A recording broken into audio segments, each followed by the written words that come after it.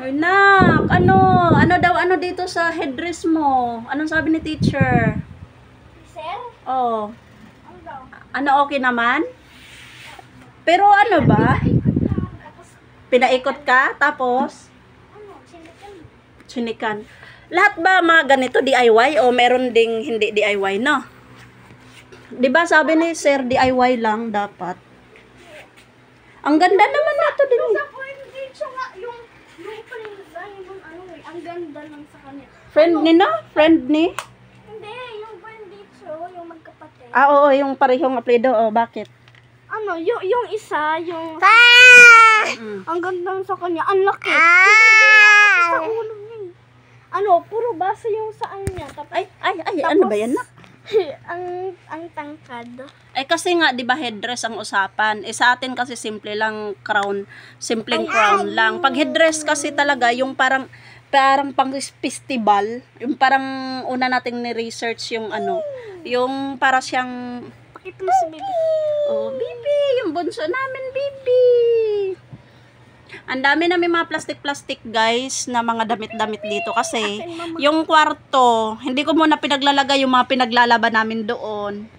Gawa ng gusto ko munang linisin lahat-lahat. So kararating lang ni Belle galing school.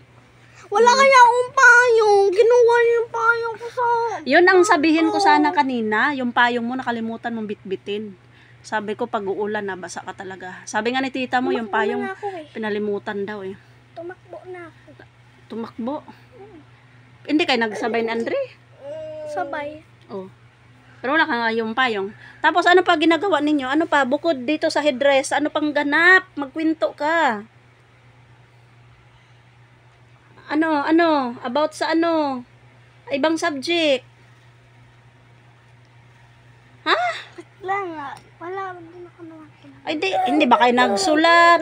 Nag-ano? Yung katabi ko nga si Bawal sa ano eh. Ano? Sinasabi niya sa akin about yung pamilya niya. Palagi daw Nagkikwento siya sa'yo? palagi daw pinapalo yung mga kapatid niya. Ilan ba sila magkapatid? Marami? 3, mga lalaki. Lahat Sinong sila. panganay siya? Hindi. Sabi daw niya may ate daw na 22 years old. Ah, yun yung panganay. Mm-mm. Oh, nagkikwento sa'yo? Tapos? Tapos, Bakit magkatabi kayo? oo, magkatabi na kami. Anong ginagawa nyo sa ibang teacher? Sa ibang subject? Kay Teacher Eileen, anong ninyo? Mamat. Nagmamat lang kayo. Anong ginawa nyo sa math? Ano? Nagsasagot ba kayo? Or ano?